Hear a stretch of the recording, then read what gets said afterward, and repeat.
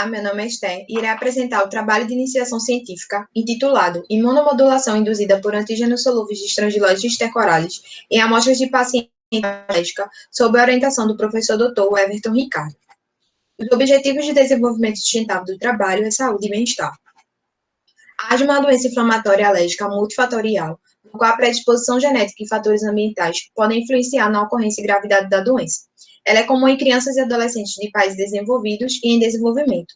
Muitos estudos têm sido realizados para entender as relações entre doenças alérgicas e enteroparasitoses, visto que em indivíduos alérgicos e parasitados pode haver uma modulação na intensidade das reações alérgicas.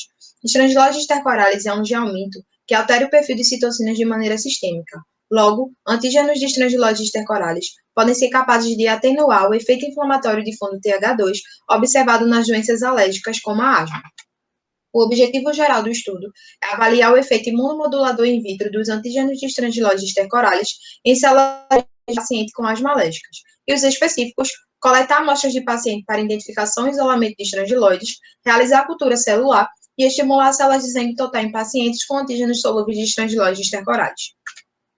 Inicialmente foi realizado um inquérito parasitológico para identificar estrangilose stercoralis. Entretanto, nenhum paciente apresentou infecção pelo parasito, pois haviam tomado medicamentos para vermes recentemente.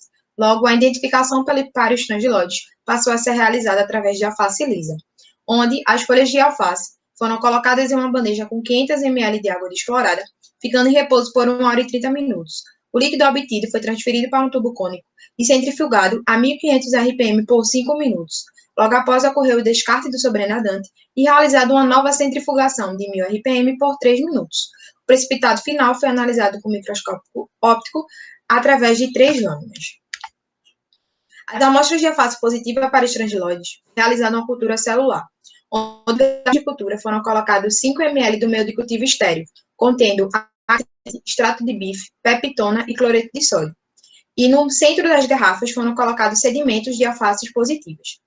Logo após, essas garrafas elas foram envelopadas com fitas adesivas para evitar a saída de lavas filarioides e incubadas a 32 graus Celsius durante 5 dias. As lavas obtidas serão submetidas à sonicação para a quebra das moléculas e o homogeneizado será clarificado por centrifugação por 2 horas e meia a 4 graus Celsius, seguido de recuperação do sobrenadante contendo antígenos solúveis. A posteriormente coleta de sangue foi utilizado no questionário ISAC com estudantes universitários da Uninasal. Esse questionário serviu para categorizar os estudantes em 3 grupos: os tratados alérgicos sem tratamento e os não alérgicos. E foi analisado quanto às variáveis sociodemográficas e quanto aos sintomas relacionados à asma, rinite e eczema. Logo após, foi utilizada uma análise estatística por meio do software AppInfo, observando o valor de P menor que 0,5 e o Addition para análise descritiva dos dados. Posteriormente, serão selecionados 15 pacientes de maneira aleatória para a coleta de sangue. Utiliza-se-á o método de veia cubital.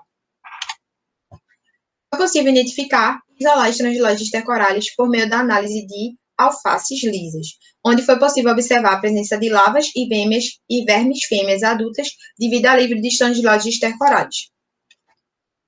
Infelizmente, devido à pandemia pelo novo coronavírus, o projeto foi interrompido em fevereiro de 2020 na etapa de cultura in vitro dos vermes para a produção de antígenos.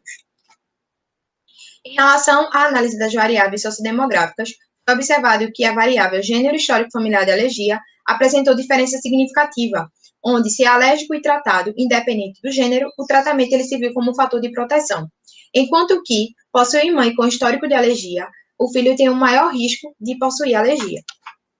Em relação aos sintomas, foi observado que os alérgicos tratados apresentaram uma maior porcentagem, tanto em relação ao número de crises, onde apresentaram de 1 a 3, em relação à tosse seca à noite, onde 92,6% apresentou, e 88,9% também dos alérgicos tratados apresentaram espirro com lacrimejamento quando comparado aos outros grupos. Por fim, foi possível isolar o nematóide do estrangilose stercoralis a partir das amostras de alface. 27 pacientes foram classificados como alérgicos tratados. Em relação às variáveis sociodemográficas, a variável gênero histórico familiar de alergia apresentou diferença significativa e foi a maior porcentagem dos alérgicos tratados apresentando tosse seca e espirro com lacrimejamento. Por fim, gostaria de agradecer à Universidade Federal de Pernambuco, à Propesc, CNPq e ao Laboratório de Referência Esquistossomose pelo apoio e incentivo à pesquisa. Obrigada.